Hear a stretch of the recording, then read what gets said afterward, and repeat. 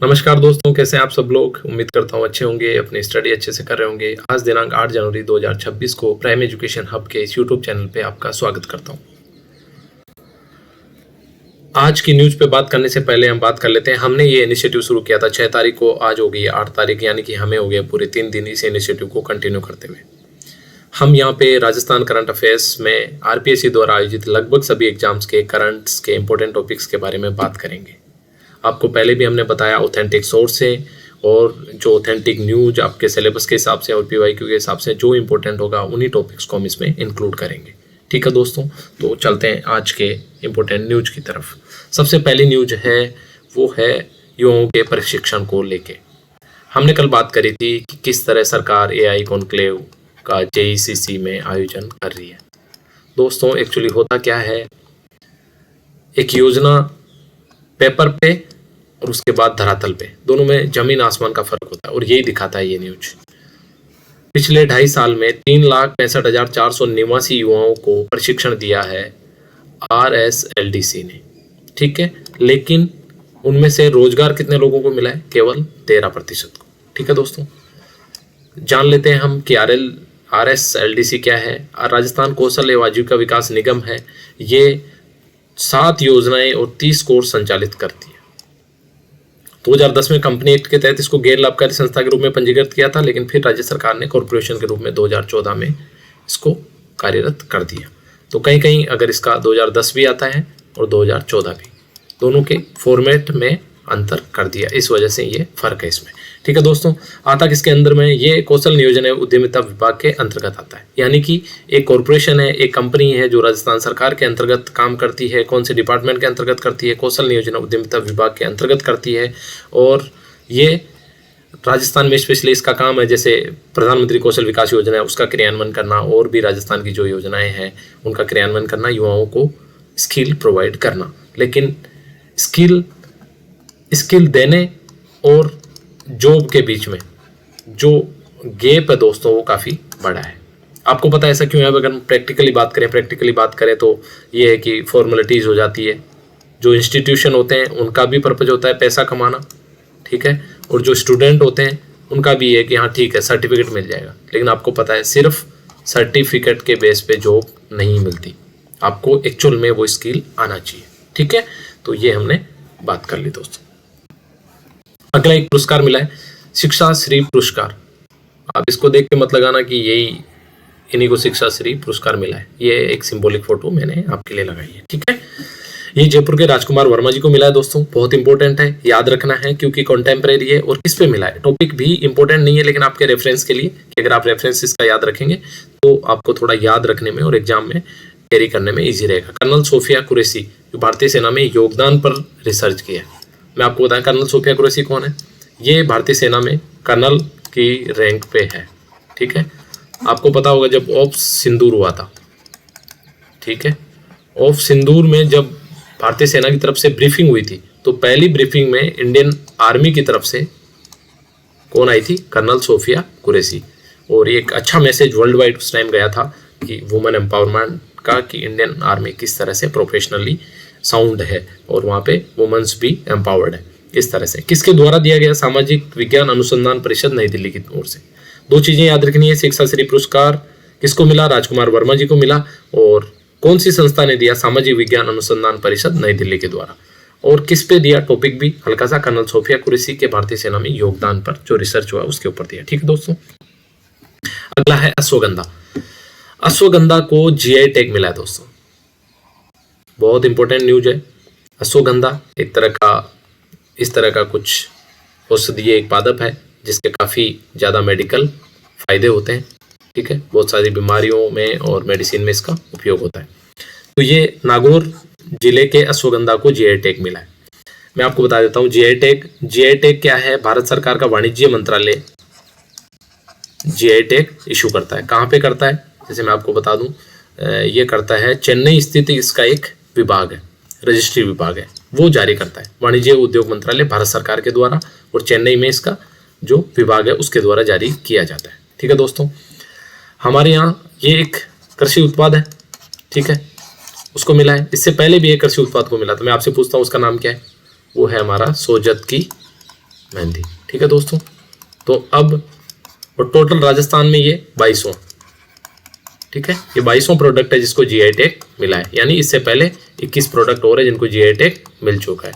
दूसरा कृषि के क्षेत्र में ये दूसरा, पहला कौन सा, सोजत मेहंदी। चलो मैंने आपके लिए एक और चीज इसमें याद रखने वाली है कि नागौर वेलफेयर सोसाइटी की एक अध्यक्ष है पारुल चौधरी, इन्होंने मतलब काफ़ी एफर्ट्स किए इसके लिए। तो वैसे ऐसा डायरेक्टली कोई नाम इंपॉर्टेंट नहीं है, लेकिन फिर भी एग्जाम की डेप्थ बढ़ती जा रही है तो पूछा जा सकता है, हल्का सा आप इसको नज़र में रखेंगे तो ठीक रहेगा। ये हमने पढ़ लिया, 22वां है, कृषि के सेक्टर में दूसरा है, इससे पहले सोजत मेहंदी थी। अब दोस्तों जल्दी से मैं आपको याद करा देता हूँ सारे हमारे राजस्थान के जीआई टैग। कोटा डोरिया और इसका लोगो, एक ये और एक ये 2 काउंट होते हैं। ठीक है, कोटा डोरिया जो कि एक कोटा स्पेसिफिक है उस जीआई टैग मिला है, और इसका लोगो। दूसरा ब्लू पोट्री जयपुर की, ये कुछ पोट्स जो हमारे होते हैं बर्तन मिट्टी के या इस तरह के, उनके ऊपर जो डिजाइन होती है ब्लू पोट्री, और इसका लोगो। 2 4 हो गए। ठीक है, मोलेला कला, ये शायद राजसमंद से संबंधित कला है, ये भी मिट्टी से संबंधित है, और इसका लोगो इसको भी मिला है। दूसरा कठपुतली और इसका लोगो। तो 4 4 8 हो गए दोस्तों ये। फिर सांगानेरी प्रिंट, ये एक इस विशेष प्रकार का सांगानेरी प्रिंट है जिसको भी जीआई टैग मिला है, बगरू प्रिंट। ठीक है, याद रखेंगे। थेवा कला, ये थेवा कला आई थिंक प्रतापगढ़ से संबंधित है, जो सोने की कढ़ाई या कसीदेकारी का कुछ काम किया जाता है इस तरह का। पोखरण पोट्री, ये भी बर्तन से संबंधित है। पिछोई कला आपको याद है, ये भी राजसमंद से संबंधित है, भगवान श्रीनाथ जी से, जहाँ पीछे वो जो चित्र बने होते हैं मूर्ति के पीछे। उदयपुर की कोपगिरी, ये धातु से संबंधित है, धातु पे कुछ कार्य इस तरह का किया जाता है, तो इसको याद रखेंगे। बीकानेर के 3 है, बीकानेरी कसीदाकारी, ये कपड़े पे कुछ डिजाइन सा किया जाता होगा। और बीकानेरी उस्ता कला, ठीक है, ऊँट से संबंधित है, ऊँट की खाल पे कुछ प्रिंट या डिजाइन जैसा। बीकानेरी भुजिया, जोधपुरी बंदेज, ये साफा या उस तरह का होगा। मकराना मार्बल, ठीक है, और केर सांगरी, ये भी ये स्पेसिफिक, मकराना मार्बल तो नागौर का मान सकते हैं। इस तरह भी पूछा जा सकता है कि नागौर से कितने उत्पाद को जीआई टैग मिला है, तो मकराना मार्बल और पहला आज जो अभी मिला है अश्वगंधा, ये 2 इसमें आ जाएंगे। केर सांगरी तो स्पेसिफिक पूरे मारवाड़ में लगभग कोई स्पेसिफिक एक डिस्ट्रिक्ट हो ऐसा नहीं है। ठीक है दोस्तों, इसको अभी याद कर लेंगे। एक बार दोबारा याद करा दूं आपको जल्दी से। जीआई टैग मिला है अश्वगंधा को, नागौर के अश्वगंधा को मिला है। इससे पहले कृषि के सेक्टर में सोजत की मेहंदी को मिला था, यानी कृषि में ये 2 हो गए। उसके बाद हम आ जाते हैं तो कोटा डोरिया इसका लोगो, ब्लू पोट्री जयपुर इसका लोगो, मोलेला कला इसको लोगो, कठपुतली और इसका लोगो, ये 4 जो लोगों के साथ में कौन कौन सा, कोटा डोरिया, ब्लू पोट्री जयपुर, मोलेला कला और कठपुतली। ठीक है दोस्तों, उसके बाद सांगानेरी प्रिंट, बगरू प्रिंट, थेवा कला प्रतापगढ़, पोखरण पोट्री जो कि जैसलमेर से संबंधित, पिछवई कला राजसमंद, उदयपुर कोतगिरी, बीकानेरी कसीदाकारी, बीकानेरी उस्ता कला और बीकानेरी भुजिया, जोधपुरी बंदेज, मकराना मार्बल और केर सांगरी। ठीक है दोस्तों, याद कर लेंगे इनको, ये लगभग एग्जाम में पूछे जा सकते हैं, इंपॉर्टेंट है। उसके बाद कुछ इंपॉर्टेंट फैक्ट्स जो आज के न्यूज़पेपर में मुझे मिले उनको एक साथ ऐड कर लिया। देश की पहली हाइड्रोजन ट्रेन हरियाणा में जिंद से सोनीपत के रूट पे चलेगी। ठीक है, ये इंपॉर्टेंट हो जाता है क्योंकि हाइड्रोजन जो है वो नई टेक्नोलॉजी है, ठीक है, और ग्रीन एनर्जी में काफ़ी इंपॉर्टेंट होने वाली है आने वाली इस डिकेड में। ठीक है, ये एक बहुत ही बड़ी ट्रांसफॉर्मेटिव टेक्नोलॉजी साबित हो सकती है। उसके बाद सिद्धारमैया कर्नाटक के सबसे लॉन्गेस्ट सर्विंग चीफ मिनिस्टर बन गए, सबसे लंबे कार्यकाल तक। ये बहुत इंपॉर्टेंट नहीं है, ठीक है, ऐड कर दिया। आयुष को लेके भारत का न्यूजीलैंड और ओमान के बीच समझौता, ये दोस्तों इंपॉर्टेंट है, ये है वन लाइनर बट फिर भी पूछा जा सकता है। आयुष क्या है? आयुष है आयुर्वेदा, यूनानी, सिद्धा, होम्योपैथिक और ये योगा। आयुष आयुर्वेदिक, यूनानी, सिद्धा, होम्योपैथिक और समथिंग आई थिंक यूनानी। आयुष, योगा, यूनानी, सिद्धा, होम्योपैथिक, ये 5 दोस्तों एंशिएंट टेक्निक है। ठीक है, एंशिएंट टेक्निक है जो इलाज के लिए प्रयोग की जाती थी। एलोपैथी तो बहुत बाद में आया है, जिसको हम मॉडर्न मेडिसिन बोलते हैं। ये पिछले 200-300 सालों में ही सबसे ज़्यादा इसमें इनोवेशन मतलब ये यूज में आने लगा है। हालांकि ये सब में टॉप पर है लेकिन बहुत नया है। इससे पहले जो इंडिया की थी वो आयुष, और भारत सरकार ने 2015 में आयुष मंत्रालय भी बनाया है। ठीक है, तो ये बहुत इंपॉर्टेंट है कि आयुष को लेके कौन से देश के साथ में समझौता हुआ है, तो न्यूजीलैंड और ओमान आपको याद रखना है। एक और बात इसमें एक नया टर्म्स है, गोल्डीलॉक्स इकोनॉमी। गोल्डीलॉक्स अर्थव्यवस्था। गोल्डीलॉक्स अर्थव्यवस्था क्या होती है दोस्तों, मैं आपको समझाता हूँ। गोल्डीलॉक्स अर्थव्यवस्था में क्या है, एक अर्थव्यवस्था जो ना तो बहुत तेजी से आगे बढ़ रही है और ना ही बहुत धीमी आगे बढ़ रही है, मतलब एक पर्टिकुलर पेस पे ही आगे बढ़ रही है, इसको बोला जाता है गोल्डीलॉक्स अर्थव्यवस्था।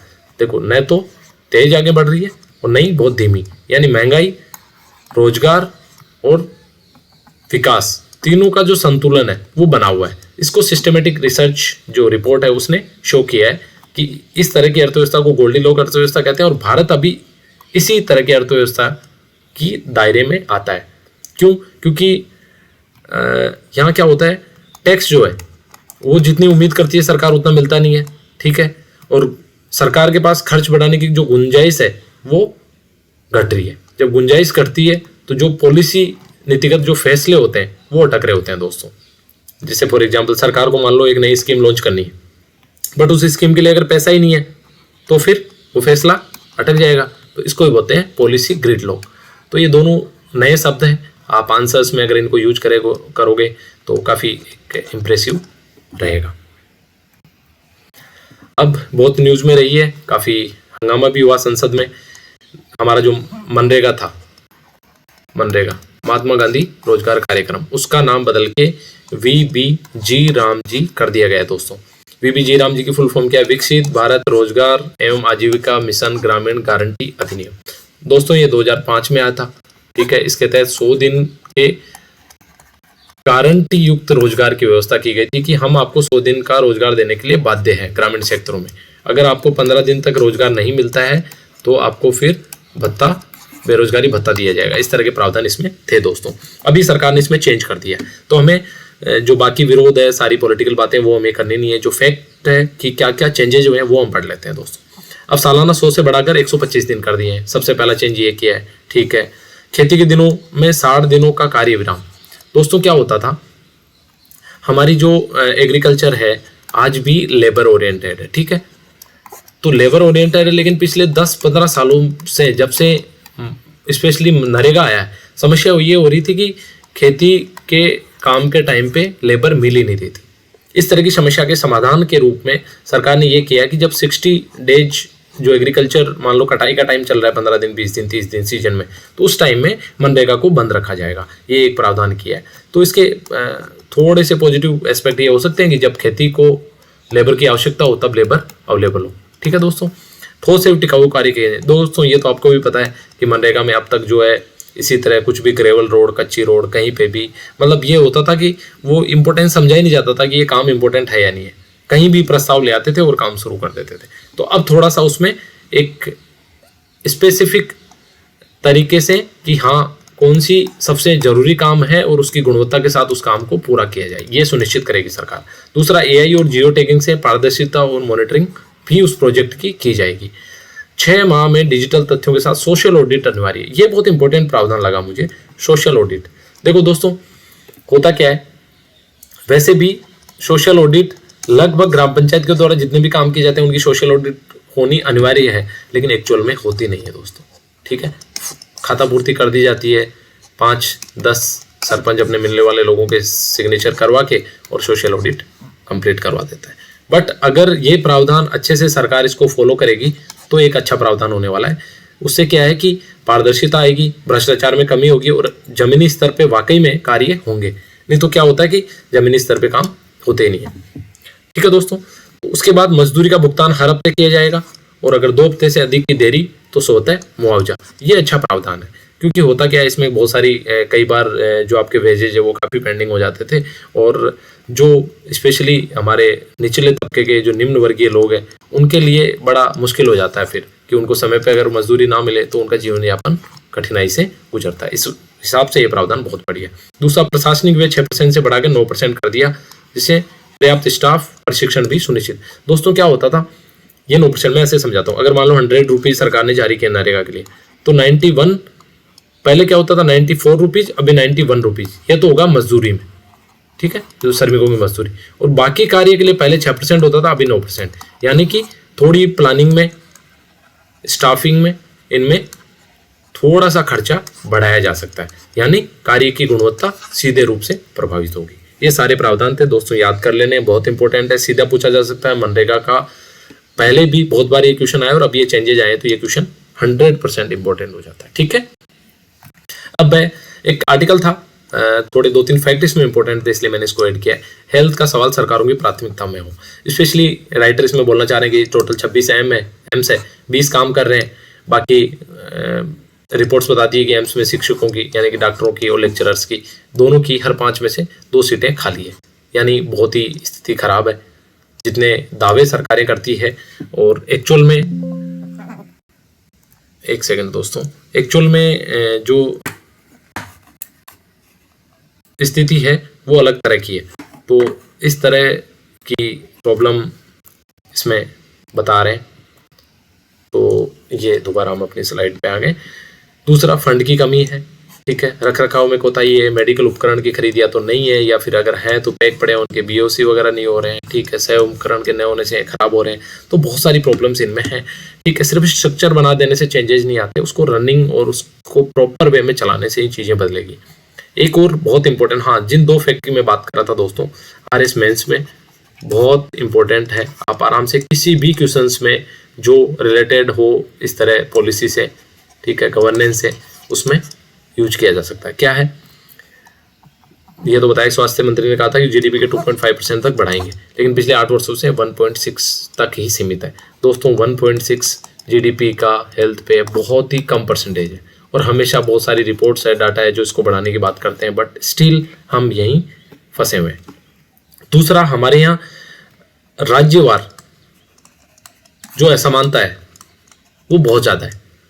जैसे केरल में हेल्थ पे प्रति व्यक्ति 4438 रुपये खर्च होते हैं, लेकिन यूपी में मात्र 1457 रुपये, और हो सकता है बिहार, झारखंड और जो पिछड़े हुए राज्य उनका परसेंटेज और कम हो। तो राज्यवार जो विभिन्नता है पैसे खर्च करने में, स्वास्थ्य स्टैंडर्ड में, वो भी काफ़ी ज़्यादा है। ठीक है दोस्तों, तो ये थी आज की हमारी डिस्कशन दोस्तों। उम्मीद करता हूँ आपको अच्छा लगा होगा। दोस्तों आप लगातार जुड़े रहिए, इससे कुछ जो इंपॉर्टेंट फायदे आपको होने वाले हैं मैं आपको बताता हूँ। सबसे पहला फायदा ये होगा कि आपकी स्टडी में कंटिन्यूटी बनेगी दोस्तों। ठीक है, दूसरा, आपको मल्टीपल सोर्स के पीछे भागना नहीं पड़ेगा। ठीक है, तीसरा दोस्तों, मुझे पता है यूट्यूब चैनल लोग स्टार्ट करते हैं, करंट अफेयर्स के वीडियो बनाना भी शुरू करते हैं, बट उसको सस्टेन नहीं करते दोस्तों। चौथा, क्वालिटी कंटेंट के लिए आपको परेशान होने की जरूरत नहीं है दोस्तों, मैं आपके लिए मेहनत कर रहा हूँ और हम इसी तरह ये डिस्कशन करते रहेंगे और उम्मीद करता हूँ ये डिस्कशन आपके लिए बहुत फ़ायदेमंद हो, आपकी स्टडी के लिए बहुत फ़ायदेमंद हो। थैंक यू दोस्तों, जय हिंद।